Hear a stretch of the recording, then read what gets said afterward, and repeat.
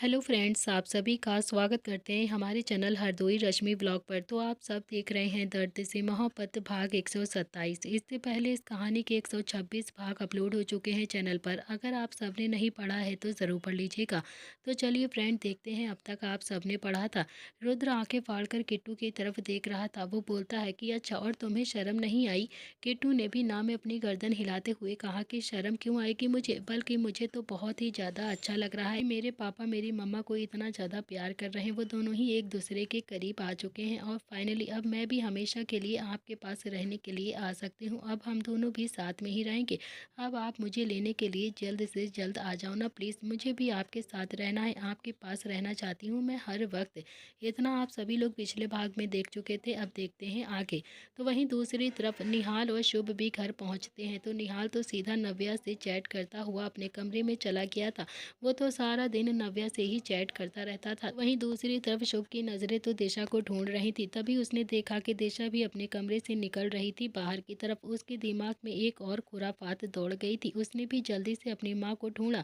उसकी माँ भी किचन में काम कर रही थी। शुभ भी सीधा अपनी माँ के पास गया और फिर बोलता है कि माँ, क्या सारा दिन किचन में ही लगी रहती हो? क्या पूरा दिन काम करती रहोगी? आराम नहीं करना है क्या आपको? अपने पति से कह क्यों नहीं देती हो कि आपसे ये सारा काम नहीं होता है? अब संध्या भी अपना काम करते हुए बोलती है कि क्यों क्यों नहीं होता है मुझसे मेरा काम? मुझे तो बहुत ही ज़्यादा अच्छा लगता है तुम सबके लिए अच्छा अच्छा खाना बनाना, तुम लोगों को अपने हाथों का खाना खिलाना। शुभ बोलता है कि अरे माँ, क्या झूठ बोल रही हो आप? मैं ना अच्छे से जानता हूँ कि आपको ये सब कुछ करना बिल्कुल भी अच्छा नहीं लगता है, लेकिन आप पापा को इम्प्रेस करने के चक्कर में ये सारा दिन किचन में ही लगी रहती हो, है ना? यही बात है ना?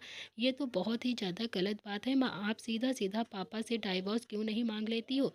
यह सुनकर तो संध्या बहुत ही ज़्यादा हैरानी से शुभ की तरफ देख रही थी। शुभ बोलता है कि यार, मैं सच कह रहा हूँ माँ, पापा ने आपसे शादी सिर्फ आपको काम करवाने के लिए ही तो की है। बस सारा दिन आप अपना काम करती रहती हो, सारा दिन किचन में ही लगी रहती हो। मुझे ना बिल्कुल भी अच्छा नहीं लगता है आपको काम करता हुआ देखकर। और एक पापा हैं जो आपका ही हाथ का खाना खाएंगे, आप होंगी तो ही तैयार होंगे। पापा ना कोई बच्चे हैं क्या माँ?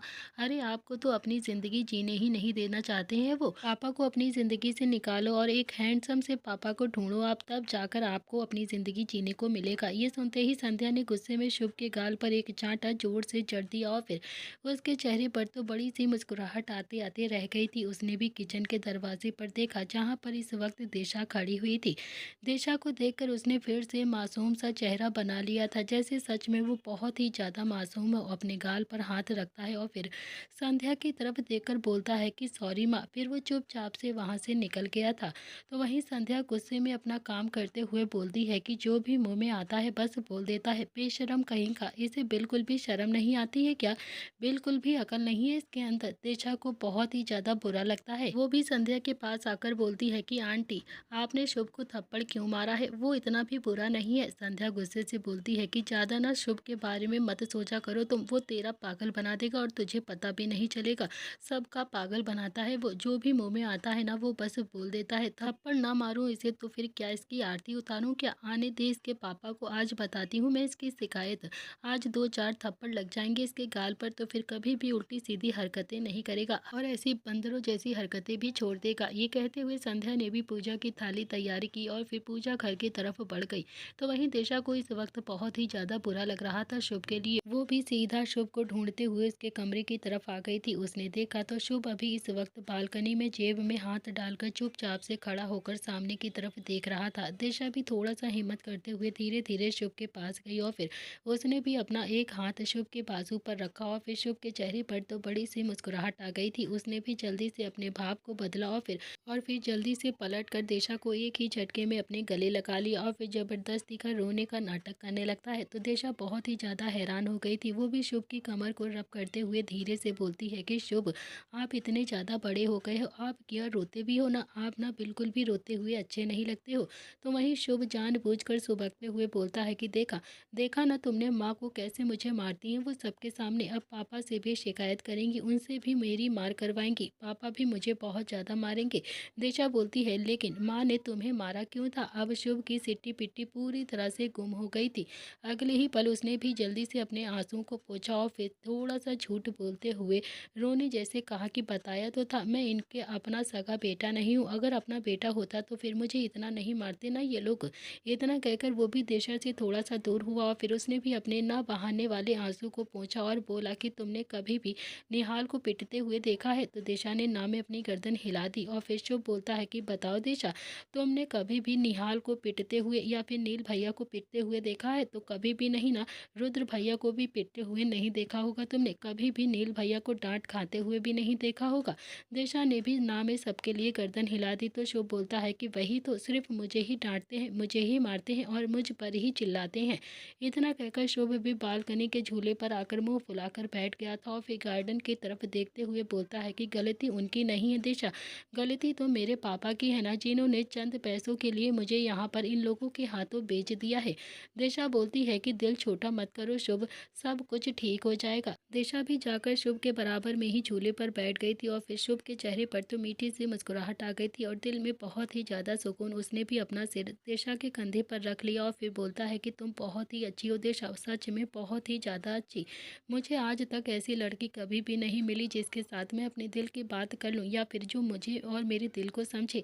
तुम्हें देखता हूँ तो मेरा मन करता है कि दिल खोल कर रख दूँ तुम्हारे सामने, तुम सच में बहुत ही ज़्यादा अच्छी हो। इतना कहकर उसने भी दिशा का हाथ पकड़ लिया और फिर अपने हाथों से हल्का हल्का से उसे रब करने लगता है। दिशा को कुछ अजीब सा फील नहीं हो रहा था, मगर फिर भी वो बस शुभ के दर्द को कम करने की कोशिश कर रही थी और उसके दिल के दर्द को समझने की कोशिश कर रही थी कि तभी उसके दिमाग में एक और क्वेश्चन एकदम से क्लिक होता है। दिशा बोलती है कि एक बात पूछूं तुमसे, आपके पापा ने आपको बेचा ही क्यों और फिर इन्होंने क्यों खरीदा है आपको? यहाँ तो ऑलरेडी 3 लड़के पहले से ही है ना, तो फिर आपको खरीदने का क्या मतलब था? शुभ एकदम से बोलता है कि अरे अब क्या बताऊं दिशा तुम्हें अपनी दुख भरी कहानी, तुम ना समझ नहीं पाओगी। मेरी इतनी बड़ी दुख भरी कहानी है। जब मैं छोटा था ना तो फिर मैं अकेला 4 बैग उठाकर स्कूल जाता था, एक नील भाई का, एक निहाल का और एक रुद्र भैया का बैग भी मैं ही लेकर जाता था। मैं इनका होमवर्क भी करता था, मैं अपने तीनों ही भाइयों के छोटे मोटे काम भी किया करता था।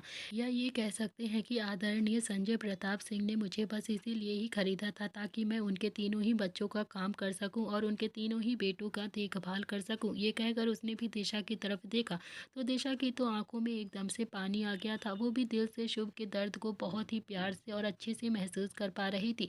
तो वहीं शुभ अगर 2 मिनट भी दिशा को देख लेता तो उसे तो बहुत ही ज़्यादा हंसी आ जाती, इसीलिए उसने भी जल्दी से अपना मुंह दूसरी तरफ घुमा लिया और फिर जैसे तैसे अपनी हंसी को कंट्रोल करता हुआ खुद में ही बड़बड़ाता है कि यार शुभ, तू ये क्या क्या कर रहा है, क्यों इतना ज़्यादा झूठ बोल रहा है? अगर घर में किसी को भी पता चल गया ना तो फिर बहुत ही ज़्यादा पिटेगा तू, बहुत ही ज़्यादा पिटने वाला है तू।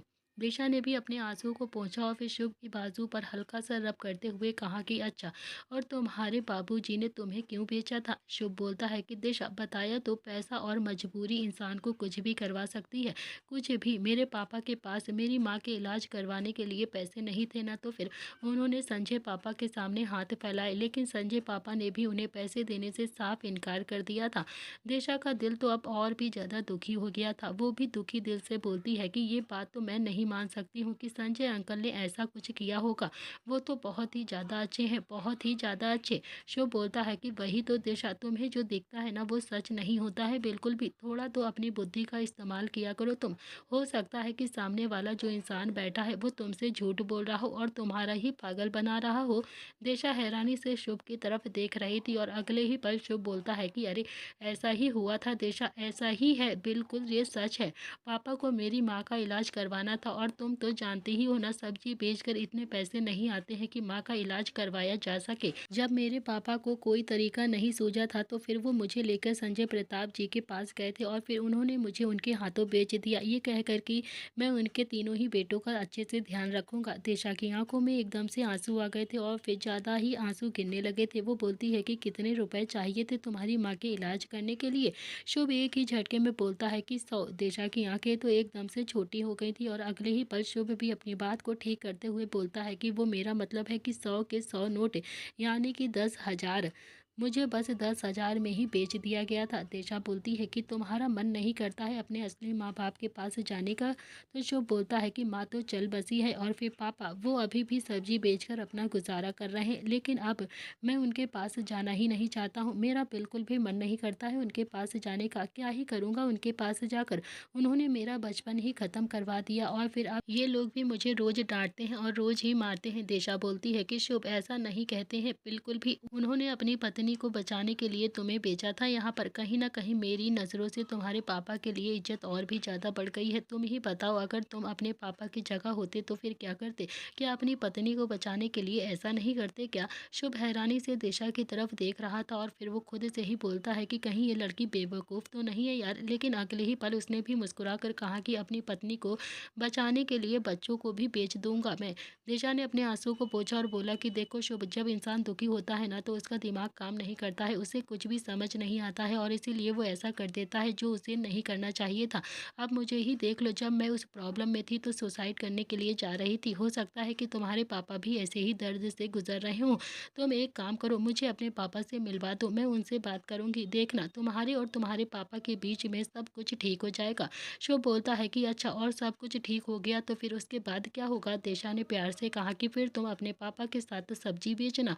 शुभ हैरानी से दिशा की तरफ देख रहा था। दिशा का मेन मकसद यही था कि शुभ अपने पापा को माफ़ कर दे और उनके साथ अच्छे संबंध बना ले। तो वहीं शुभ को तो ख्याल आ रहा था कि वो और उसके आदरणीय पिताश्री संजय प्रताप सिंह गलियों में सब्जी बेच रहे हैं।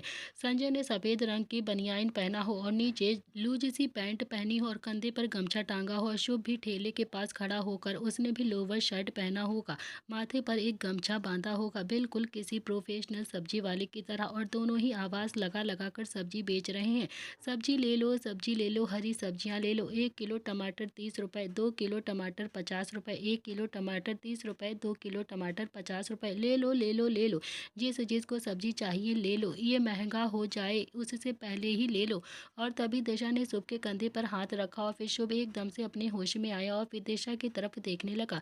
दिशा बोलती है कि यार मुझे मिलवाओगे ना अपने पापा से? मैं एक बार तुम्हारे पापा से मिलना चाहती हूँ, मिलवाओगे ना तुम? शुभ ने भी बस हाँ में अपनी गर्दन हिला दी और फिर कुछ देर बाद शुभ से बात करने के बाद दिशा वहाँ से चली गई और शुभ सोच रहा था कि अब वो दिशा को अपने पापा से कैसे मिलवाएगा। तो वहीं दूसरी तरफ नील भी वॉशरूम से जब बाहर आया तो अवनी सो चुकी थी। नील अवनी के करीब गया और उसने भी अवनी के बालों को सहलाया और माथे पर प्यार से किस कर ली और फिर उसी के पास लेटकर आराम से सो गया। तो वहीं रुद्र भी किट्टू से फ़ोन पर बात कर रहा था और किट्टू बोलती है कि रुद्र, आप कब लेने के लिए आओगे मुझे? अब मेरे मम्मी पापा के बीच में सब कुछ ठीक हो गया है, आ जाइए ना लेने के लिए। रुद्र ने हंसकर कहा कि अच्छा ठीक है, पापा से बात करके आता हूँ। इतना कहकर उसने भी फ़ोन को कट कर दिया और फिर अपने कमरे से निकलकर सीधा संजय और संध्या के कमरे की तरफ बढ़ गया। वो कमरे के बाहर आया और फिर उसने भी हल्का सा दरवाज़ा खटखटाते हुए कहा कि माँ पापा अंदर आ जाऊँ क्या? तो संध्या बोलती है कि हाँ हाँ आ जा बेटा। रुद्र भी कमरे के अंदर आ गया और फिर संजय और संध्या भी बेड पर बैठे हुए टीवी देख रहे थे। रुद्र बोलता है कि माँ पापा, किट्टू कल से कह रही है उसे यहाँ पर वापस आना है। संजय ने भी टीवी को बंद किया और बोला कि तो तुम हमें बताने के लिए क्यों आए हो? कल ऑफिस जाएगा ना तो उसे लेकर आ जाइयो बस। रुद्र बोलता है कि अरे आप समझ नहीं रहे, मैं जाऊँगा तो हो सकता है मिस्टर पुरोहित को अच्छा ना लगे, आप एक बार ससुर जी से बात कर लीजिएगा ना प्लीज़ पापा। संजय बोलता है कि ठीक है, कल ही कर लूँगा बात। रुद्र ने भी हाँ में अपनी गर्दन हिलाई और फिर चुपचाप वहाँ से चला गया। उसके जाते ही संध्या बोलती है कि कल क्यों, अभी कर लो ना प्लीज़, कल तो लेकर आ जाएगा ना वो। संजय बोलता है कि तुम फिक्र मत करो, मैं कर लूँगा बात, सो जाओ अब आराम से। तो वहीं दूसरी तरफ रुद्र भी कमरे में आ गया और फिर किट्टू को फ़ोन करके बोलता है कि पापा कल बात करेंगे।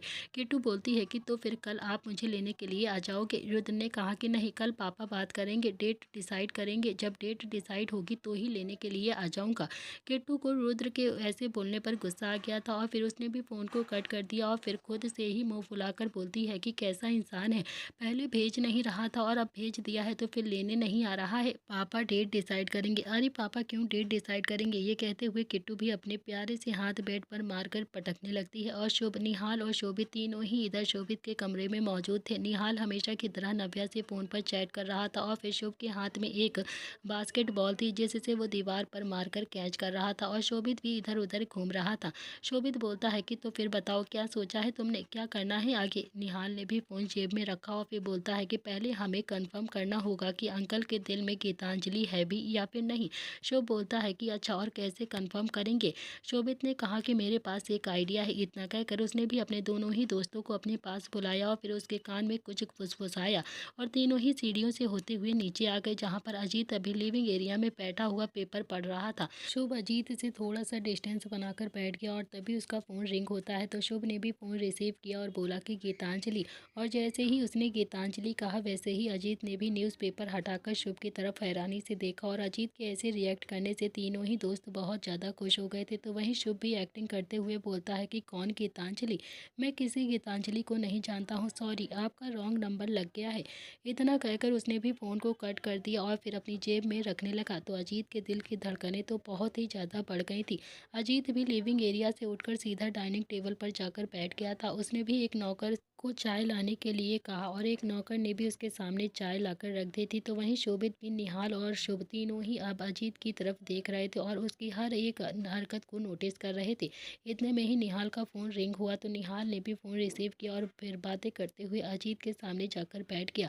अगले ही पल वो बोलता है कि यार, अब मुझे क्या पता कि तू अपनी बिल्ली का क्या नाम रखेगा और क्या नाम नहीं रखेगा। और तभी पीछे से शुभ ने कहा कि अरे बोल देना गीतांजलि रख ले, गीतांजलि नाम बहुत ही ज़्यादा अच्छा है। ये सुनते ही अजीत की आंखें हल्की सी गुस्से से लाल हो गई थी। उसे भी उन तीनों पर बहुत ही ज़्यादा गुस्सा आ रहा था और शोभित की नज़र तो बस अपने पापा पर ही रुकी हुई थी। वो भी समझ रहा था कि जब जब गीतांजलि का नाम लिया जा रहा है तब तब उसके पापा रिएक्ट कर रहे हैं और फिर थोड़ा सा अब तो और भी ज़्यादा गुस्से में रिएक्ट कर रहे थे। तो वहीं निहाल भी फ़ोन पर बोलता है कि यार, तू अपनी बिल्ली का नाम गीतांजलि रख ले। और तभी अजीत ने काफ़ी ज़्यादा गुस्से से थोड़ा सा चिल्लाकर कहा कि क्या बकवास कर रहे हो तुम, बिल्ली का नाम गीतांजलि कौन रखता है। और तभी निहाल हैरानी से अजीत की तरफ देख रहा था और अगले ही पल अजीत बोलता है कि अरे, वो मेरे कहने का मतलब ये है कि बिल्ली का नाम गीतांजलि कौन रखता है, बहुत ही ज़्यादा बेकार नाम है ये। गीतांजलि एक बहुत ही ज़्यादा पवित्र और प्यारा और बहुत ही अच्छा नाम है और फिर तुम अपने दोस्त को सलाह दे रहे हो कि वो बिल्ली का नाम गीतांजलि रख ले। तुम्हें बिल्कुल भी शर्म नहीं आती है क्या? एक काम करो, तुम तीनों ही यहाँ से निकलो, अभी के अभी फटाफट से निकलो यहाँ से। मुझे तुम तीनों की शक्ल भी देखना पसंद नहीं है, जाओ यहाँ से अभी के अभी। तीनों ने ही हाँ में अपनी गर्दन हिला दी और चुपचाप से शोभित के कमरे की ओर बढ़ गए। और फिर कमरे में जाते ही तीनों का डांस एकदम से निकल गया और तीनों ही डांस करने लगे। तीनों ही मस्ती में नाच रहे थे कि आखिरकार तीनों को पता जो चल गया था कि अजीत आज भी गीतांजलि से प्यार करता है। और तभी तो इतना ज़्यादा रिएक्ट कर रहा था उसके नाम आने से। वो बहुत सारा डांस करने के बाद शुभ बोलता है कि यार, ये तो सब कुछ पता है, मगर ये कैसे पता चलेगा कि गीतांजलि आंटी हैं कहाँ पर? उन्हें भी तो ढूंढना पड़ेगा और फिर ढूंढकर पता भी तो लगाना पड़ेगा कि आखिर उनके दिल में भी अंकल के लिए प्यार है भी या फिर नहीं। और फिर अगर वो शादीशुदा हुई तो फिर बहुत ही ज़्यादा कॉम्प्लिकेटेड लव स्टोरी हो जाएगी यार तेरे पापा की। शोभित बोलता है कि देखो यार, ज़्यादा आगे की मत सोचो। अगर पापा का प्यार सच्चा है ना तो फिर डेफिनेटली मम्मी ने अभी तक शादी नहीं की होगी, मुझे इतना पता है। मेरा दिल कहता है कि अगर पापा ने अपना प्यार संभाल कर रखा है तो फिर मम्मी ने भी अपना प्यार संभाल कर ही रखा होगा। हमें बस अब मम्मी के बारे में पता लगाना है। तो निहाल बोलता है कि देख, हमें ना अंकल का कमरा अच्छे से चेक करना होगा, कुछ ना कुछ तो वहाँ पर मिल ही जाएगा। हो ना हो आंटी की कोई ना कोई चीज़ या फिर याद या फिर कोई फ़ोटो, कुछ तो होगा ना अंकल के पास। पहले हमें उनका कमरे को अच्छे से देखना होगा, क्योंकि अगर हमें कुछ भी आंटी का मिल गया ना तो फिर तो ही उन्हें ढूंढना आसान हो जाएगा हम लोगों के लिए। तीनों ही डिसाइड कर चुके थे कि वो आज अजीत का कमरा छान मारेंगे। तो वहीं दूसरी तरफ सब लोग डिनर कर रहे थे। अवनी का चेहरा दिन पर दिन एकदम से बुझता जा रहा था। नील अवनी की तरफ देख रहा था लेकिन अभी भी नील अवनी के लिए पिघल नहीं रहा था। और तभी संध्या ने कहा कि अवनी, तुम भी खाना खा लो बेटा। अवनी बोलती है कि मुझे भूख नहीं है। संध्या बोलती है कि अरे बेटा, कोई प्रॉब्लम है तो बताओ ना मुझे, तुम खाना क्यों नहीं खाती हो टाइम पर? नील भी बहुत ज़्यादा परेशान करता है, क्या तुम्हें मम्मी पापा के पास जाना है क्या तुम्हें? अवनी ने ना में अपनी गर्दन हिला दी और फिर संजय बोलता है कि अवनी, कोई भी बात है तो फिर बता दो मुझे, ये भी तुम्हारा ही घर है और यकीन मानो मैं भी तुम्हारे पापा की तरह ही तुम्हारी परेशानी को दूर कर दूंगा, तो बताओ मुझे बेटा। अवनी बोलती है कि नहीं पापा, कोई भी प्रॉब्लम नहीं है, बस खाना खाने का मन नहीं है। तो वही नील ने भी नोटिस कर लिया था कि अवनी 2-3 दिन से ना तो उसके सामने नाश्ता कर रही थी और ना ही अच्छे से डिनर कर रही थी। और फिर उसे वो भी बात एकदम से याद आ गई थी जब अवनी ने कहा था कि तुम एक दिन नहीं खाओगे तो फिर मैं 4 दिन खाना नहीं खाऊंगी। नील भी उठकर बोलता है कि मेरा हो गया है। इतना कहकर वो भी सीधा कमरे की तरफ चला गया और फिर धीरे धीरे सभी लोग डिनर कर लेते हैं और फिर अपने अपने कमरे में चले जाते हैं। अवनी जब कमरे में आती है तो नील उसे गुस्से से देख रहा था। अवनी जाकर बेड पर लेट गई थी तो नील ने भी अवनी के बाजू पकड़कर उसे उठाते हुए कहा कि अब ये क्या नया ड्रामा है तुम्हारा। अवनी बोलती है कि ड्रामा मैं कर रही हूँ या फिर तुम कर रहे हो। नील बोलता है कि अवनी दिमाग मत खराब करो तुम मेरा। तुम खाना क्यों नहीं खा रही हो टाइम से? 2 दिन से मैं देख रहा हूँ कि तुम खाना नहीं खा रही हो। अवनी ने भी गुस्से में अपनी बाजू को छुड़ाते हुए कहा कि तुमने भी तो नहीं खाया था ना, तो फिर मैं क्यों खाऊं खाना? मैंने एक टाइम खाना नहीं खाया था, तो क्या तुम पूरा दिन खाना नहीं खाओगी? पूरा दिन भूखा रहोगी? अब एक दिन तुम भूखी रहोगी तो फिर 4 दिन मैं भूखी रहूंगी। तुम्हें क्या लगता है कि मैं कमज़ोर हूँ? नील बोलता है कि मेरा दिमाग मत खराब करो, चुपचाप से मैं खाना लेकर आ रहा हूँ और बैठकर आराम से खाना खा लो। इतना कहकर नील जैसे ही वहाँ से जाने को हुआ वैसे ही अवनी बोलती है कि नहीं, मैं खाना नहीं खाऊंगी। मैं भी तो देखती हूँ कि कैसे खिलाओगे तुम खाना। जब मेरे कहने से तुमने खाना नहीं खाया था तो फिर अब मैं भी तुम्हारा खाना नहीं खाऊंगी। नील ने भी पलटकर अवनी का चेहरा अपने एक हाथ में भर लिया और फिर काफ़ी ज़्यादा गुस्से से दांत पीसते हुए बोलता है कि अवनी, बस बहुत हो गया है तुम्हारा, ये नाटक बंद करो, समझे तुम? अवनी बोलती है कि ये नाटक है तो फिर ठीक है, मुझे मेरे घर पर छोड़कर आ जाओ, मुझे नहीं रहना है तुम्हारे साथ यहाँ पर। नील ने भी अवनी का चेहरा जोर से झटक दिया और बोला कि दरवाज़ा खुला हुआ है, चली जाओ तुम अपने घर, और यकीन मानो दोबारा से लेने के लिए भी नहीं आऊँगा तुम्हें, और सबके सामने ये भी प्रूव कर दूंगा कि तुम ही इस रिश्ते को ढंग से एक्सेप्ट नहीं कर पा रही हो। सबको ये बोल दूंगा कि तुम जानबूझकर इस रिश्ते में मुझसे दूरी बना रही हो। जाओ, चली जाओ तुम आराम से, मुझे कोई फर्क नहीं पड़ता है। अवनी की आंखों में एकदम से पानी आ गया था और वो बोलती है कि गिरे हुए हो तुम मुझ पर ऐसा इल्ज़ाम लगाओगे कि जो मैंने किया ही नहीं। दूरी बनाकर तुमने रखी है, मैंने दूरी नहीं बनाई है। नील बोलता है कि अच्छा तो जाओ जाओ, जाकर सबको सच बता दो, लेकिन कोई तुम्हारी बातों पर यकीन नहीं करेगा। अवनी बोलती है कि इसी बात का तो तुम फ़ायदा उठाते हो कि कोई भी मेरी बातों पर यकीन नहीं करेगा, समझे तुम? ये कहते हुए अवनी भी कमरे से बाहर निकल गई और नील ने भी अब अवनी को कुछ भी नहीं कहा था और फिर वो सीधा गुस्से में बालकनी में जाकर खड़ा हो गया था। तो वहीं दूसरी तरफ रुद्र भी किट्टू से फ़ोन पर बातें कर रहा था, लेकिन किट्टू फ़ोन को कट कर चुकी थी। रुद्र ने भी किट्टू को मैसेज करते हुए कहा कि किट्टू प्लीज़ फ़ोन को रिसीव करो, मेरी गलती नहीं है, मैं 2 दिन से बहुत ज़्यादा बिजी था, नहीं आ पाया तुम्हें लेने के लिए। किट्टू ने भी रिप्लाई नहीं किया था और फिर रुद्र ने भी फिर से मैसेज किया, अच्छा ठीक है, माफ़ कर दो ना, पक्का कल लेने के लिए आ जाऊँगा तुम्हें। किट्टू ने फिर से कोई भी रिप्लाई नहीं किया था और फिर रुद्र ने फिर से मैसेज किया, मैं तुमसे मिलने के लिए अभी के अभी आ रहा हूँ। और अब किट्टू का रिप्लाई एकदम से आया कि सच्ची? रुद्र बोलता है कि यार सच में बहुत ही ज़्यादा चालू हो, कहाँ जाओगी इतनी चालाक बनकर तुम? किट्टू ने भी रिप्लाई किया और फिर बोला कि अपने ससुराल। किट्टू का मैसेज आया, अगर आप मुझसे मिलने के लिए नहीं आए ना तो फिर देख लेना, मैं कभी भी आपके साथ नहीं जाऊंगी आपके घर पर, समझे आप? रुद्र ने भी गहरी सांस ली और फिर सीधा कमरे से निकलकर अपने मम्मी पापा के कमरे में आ गया। वो वहाँ पर बस खड़ा हुआ दोनों की तरफ देख रहा था। संजय हमेशा की तरह बेड पर बैठकर बुक को पढ़ रहा था और संध्या जो कि अपने मोबाइल की स्क्रीन को स्क्रॉल करके कुछ वीडियोस देख रही थी। रुद्र बोलता है कि जाऊँ? संध्या बोलती है कि हाँ हाँ जाओ ना, तुम्हें कौन मना कर रहा है? तो संजय ने कहा कि नहीं, ऐसे जाना बिल्कुल भी ठीक नहीं है, बड़ी मुश्किल से तो नरेन माना है यहाँ पर किट्टू को भेजने के लिए, ऐसे जाओगे तो गलत इंप्रेशन पड़ेगा। संध्या ने कहा कि अरे कोई गलत इंप्रेशन नहीं पड़ेगा बेटा, अपनी बीवी से ही मिलने के लिए जा रहे हो ना, तो तुम जाओ, चले जाओ, कोई तुम्हें नहीं मना करेगा, मैं भी समझा लूँगी तुम्हारे पापा को, ओके? रुद्र ने भी हाँ में अपनी गर्दन हिला दी और फिर मुस्कुराकर वहाँ से चला गया। तो वहीं दूसरी तरफ अवनी भी स्टोर रूम में बैठी हुई बस रोए जा रही थी और नील जो काफ़ी ज़्यादा गुस्से में बालकनी में खड़ा हुआ था। और तभी शुभ भी स्टोर रूम के बाहर से गुजर रहा था, तो उसने भी किसी की रोने की आवाज़ सुनी तो उसके दिल की धड़कनें अब एकदम से रुक गई थी।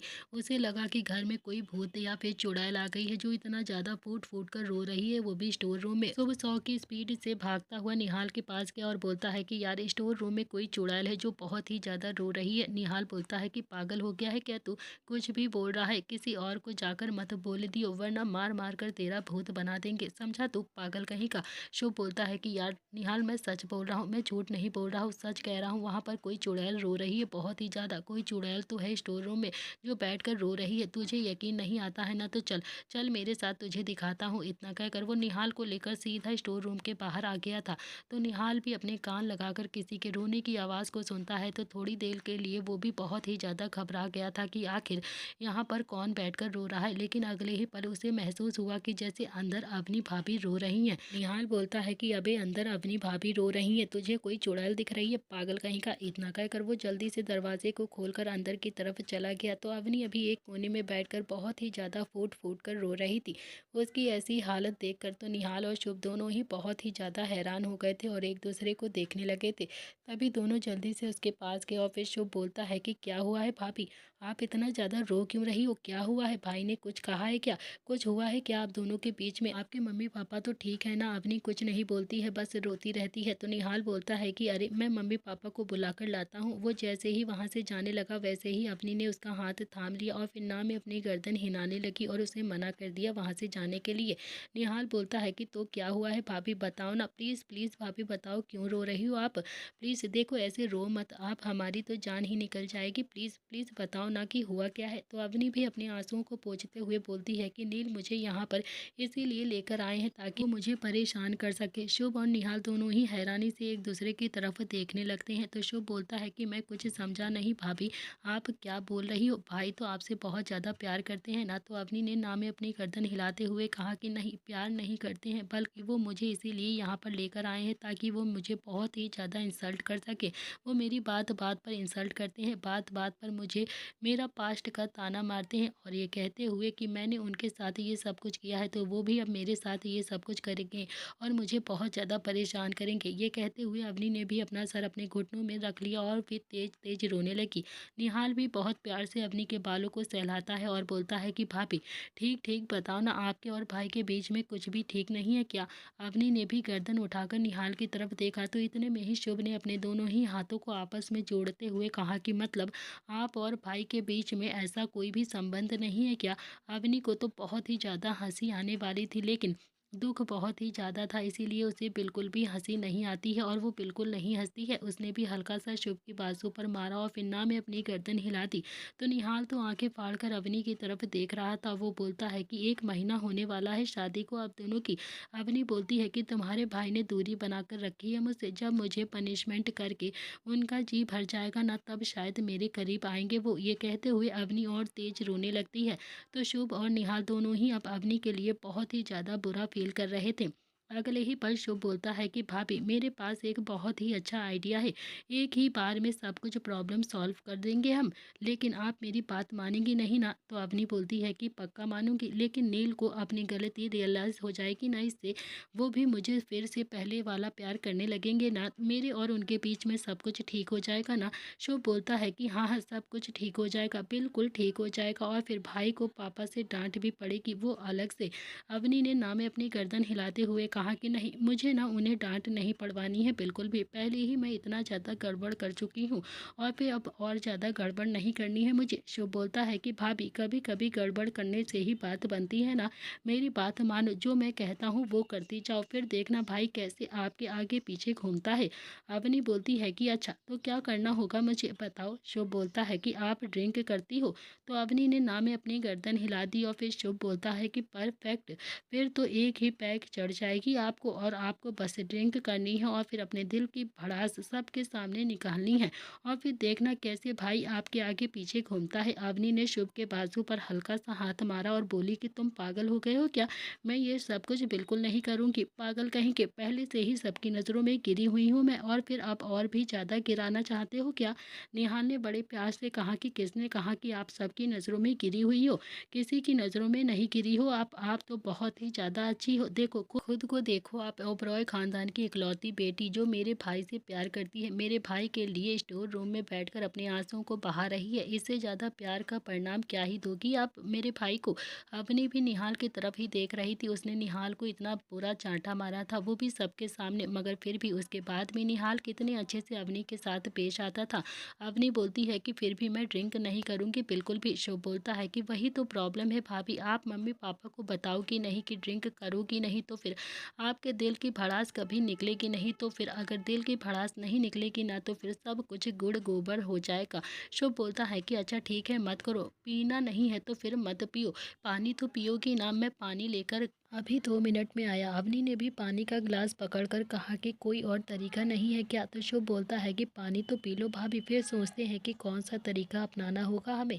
अवनी भी अब पानी को पीने लगती है। वो बोलती है कि पानी तो बहुत ही ज़्यादा कड़वा लग रहा है। तो शुभ बोलता है कि वो आप बहुत ज़्यादा रो रही हो ना, इसीलिए कड़वा लग रहा होगा।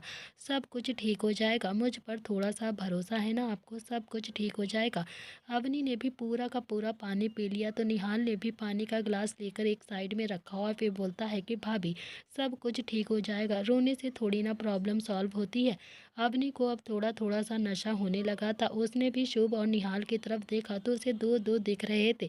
उसने शुभ के गाल पर हाथ लगाकर कहा कि मुझे तुम दो क्यों दिख रहे हो शुभ? वो बोलता है कि अब तो नील भाई भी आपको दो दो दिखेंगे। अब चलो चलो जल्दी से, अब आपको भाई के कमरे तक छोड़कर आते हैं। तो दोनों ही भाइयों ने अवनी को जैसे तैसे उठाया और फिर बाहर की तरफ लेकर जाने लगे।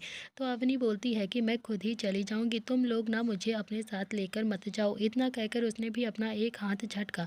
तो शुभ भी समझ गया था कि अब तो पूरी की पूरी चढ़ गई है अवनी को। तो निहार ने भी शुभ की तरफ देखकर धीरे से कहा कि यार कुछ ज़्यादा ही हो गया है क्या? तो शुभ बोलता है कि अरे कुछ ज़्यादा नहीं हुआ है यार, पापा का समझदार बेटा भाभी को परेशान कर रहा है और फिर अब थोड़ी बहुत डांट तो उसे भी पड़नी चाहिए ना। निहाल बोलता है कि जरा सी शर्म कर ले, तू पिटता है ना तो फिर नील भाई ही तुझे बचाते हैं आके। तो शुभ बोलता है कि तो ठीक है, आज मैं नील भाई का कर्ज उतार दूंगा, जब भाई पिटेंगे ना तो फिर मैं आकर बचा लूंगा उन्हें।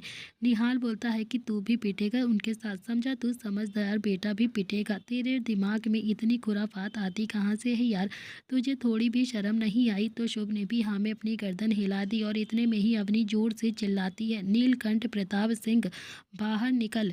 निहाल ने भी शुभ की तरफ देखा और फिर शुभ ने निहाल को देखा। दोनों ही एकदम से पिलर के पीछे जाकर छुप गए थे। निहाल बोलता है कि अब होगा घर में तांडव। शुभ बोलता है कि तभी तो मज़ा आएगा ना यार, मज़ा ही नहीं आ रहा है इतना ज़्यादा घर में आजकल। अब देख क्या लाइव शो होगा यहाँ पर। वैसे भी रुद्र भाई चले गए हैं यहाँ से, अगर होते ना तो फिर वो भी नज़ारा देख लेते। इतने में ही अवनी फिर से चिल्लाती है कि नीलकंठ प्रताप सिंह बाहर निकल। नीलकंठ प्रताप सिंह तू बाहर नहीं निकला ना तो संजय प्रताप सिंह और संध्या प्रताप सिंह ज़रूर बाहर निकल गई। तो दोनों ने ही हैरानी से अवनी की तरफ देखा तो अवनी भी हॉल के बीचों बीच में काफ़ी ज़्यादा नशे की हालत में खड़ी हुई थी। वो हल्की हल्की सी झूम रही थी। साड़ी का पल्लू कमर पर टाँका हुआ था और फिर बाल पूरी तरह से बिखरे हुए थे। आंखें भी आंसू की वजह से लाल हो गई थी। संध्या का दिल जोरों से धड़कने लगा था। वो बोलती है कि हे भगवान, मेरी बहू पर माता वाता तो नहीं आ गई है ना? इतना कहकर वो भी जल्दी जल्दी से अवनी के पास चली जाती है।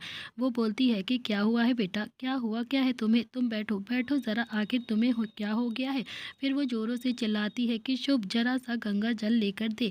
तो संजय भी हॉल में नज़र घुमाकर देखता है लेकिन ना तो उसे शुभ दिखाई देते हैं और ना ही निहाल दिखाई देता है, पर संजय के चेहरे पर गुस्सा जरूर आ गया था।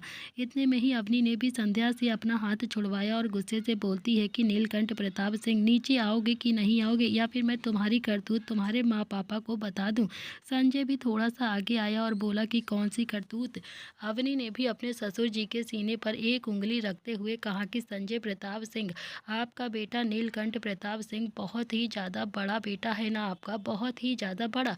इतना कहकर उसने फिर से अपने कमरे की तरफ देखा और फिर से जोर से चिल्लाती है कि नीलकंठ प्रताप सिंह बाहर निकल। आखिरकार नील ने भी अवनी की आवाज़ सुन ली थी और फिर वो भी बालकनी में खड़ा था, इसीलिए उसे आवाज़ सुनाई नहीं दे रही थी। वो भी जल्दी से कमरे से होता हुआ बाहर की तरफ आता है तो उसने हल्का सा झांक कर देखा तो अवनी को पाया।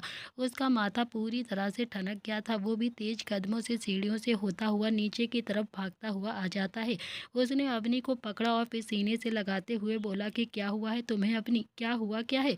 नील के सीने पर हाथ रखकर अवनी ने भी उसे जोर से धक्का दिया और फिर उंगली दिखाकर बोलती है कि अब ज़्यादा पतिव्रता मत बनो, समझे तुम? अब मैं मम्मी पापा को बता कर रहूँगी कि तुम मेरे साथ कैसा बिहेव करते हो। खुद को बहुत ज़्यादा स्मार्ट समझते हो ना, मतलब तुम स्मार्ट हो, इसका मतलब ये नहीं है कि तुम मेरे साथ स्मार्टनेस दिखाओगे। मैं तुम्हारे आगे पीछे घूमती रहती हूँ और फिर तुम हो कि एटीट्यूड में रहते हो गई है मुझसे गलती। नहीं पता था मुझे कि तुम इतने अच्छे हो, लेकिन तुमने तो मेरी हालत ही ख़राब कर दी है। 1 महीना हो गया गया है हमारी शादी को, लेकिन नील ने मुझे एक बार भी ठीक से बात नहीं करी है। ये कहते हुए अवनी की आंखों से आंसू बहने लगे थे और नील का दिल अब एकदम से धक्के से हो गया था। वो जानता था वो अवनी को बहुत ही ज़्यादा हर्ट कर रहा है, लेकिन इतना हर्ट कर रहा है ये उसे भी नहीं पता था। तो दोस्तों, इसी के साथ इस कहानी का आज का एपिसोड यहाँ पर समाप्त होता है। कहानी अच्छी लगे तो प्लीज़ लाइक शेयर सब्सक्राइब ज़रूर करिएगा। कल का एपिसोड बहुत ही ज़्यादा इंटरेस्टिंग होगा, प्लीज़ देखना मत भूलिएगा। दर्द से मोहब्बत। आज के लिए इतना ही। Thank you friends.